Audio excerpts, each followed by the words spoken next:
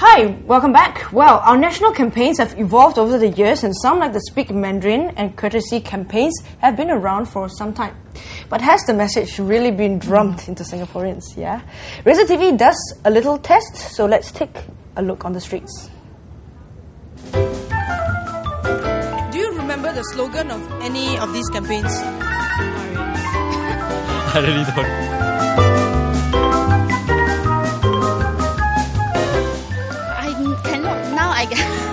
Not in my mind yet. Offhand really caught me. I really don't know. I remember only the Speak Mandarin one. Courtesy campaign, yeah, I need these two. 华语 some of the 华语 富 The clean and green one actually. Too tough to swoop up. Courtesy begins with me. Any more hints about that? Courtesy ... begins.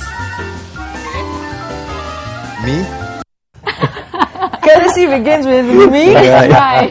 Yeah, so quite surprisingly, a lot of Singaporeans I met on the street didn't really, remember them. So as a young Singaporeans, Xuan Yang and Wen Ting, do you find yourself, resonating with those people who don't know? Or you feel that, I remember all those things? How about you, Xuan Yang? For me, it's more of a reminder.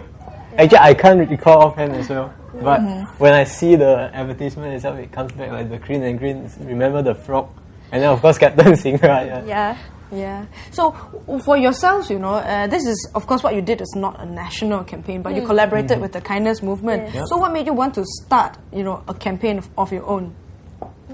Because we feel that this is an issue that we really need to address. Because some of the Singaporeans, right, we feel that we are quite fed up with the chopping system, but we didn't dare to step up to do something like that. So because this is a project by SMU, so we decided to take up this instead of doing other community service projects. Yeah. So basically, when we start this campaign or this, right, we meet a lot of resistance because people are quite they are too used to a chopping system and say that there's no use doing it again because all the Singaporeans they're so used to doing it and it's so convenient and tissue pack doesn't cost much, right?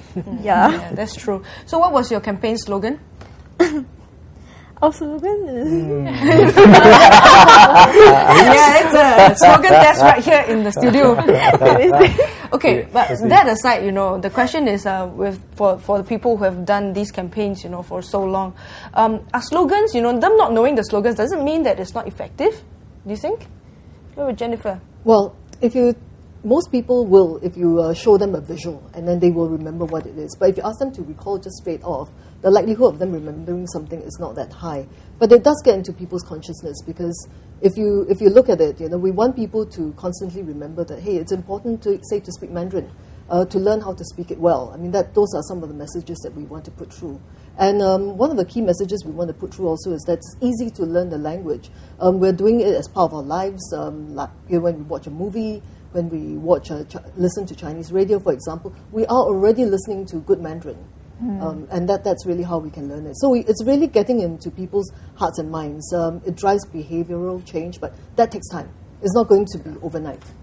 So that's really very, very key for us that we continue to keep doing this. Otherwise, it'll be a situation whereby people will not even think about it. There's no reminder. It's not in people's consciousness. And we go about our busy lives.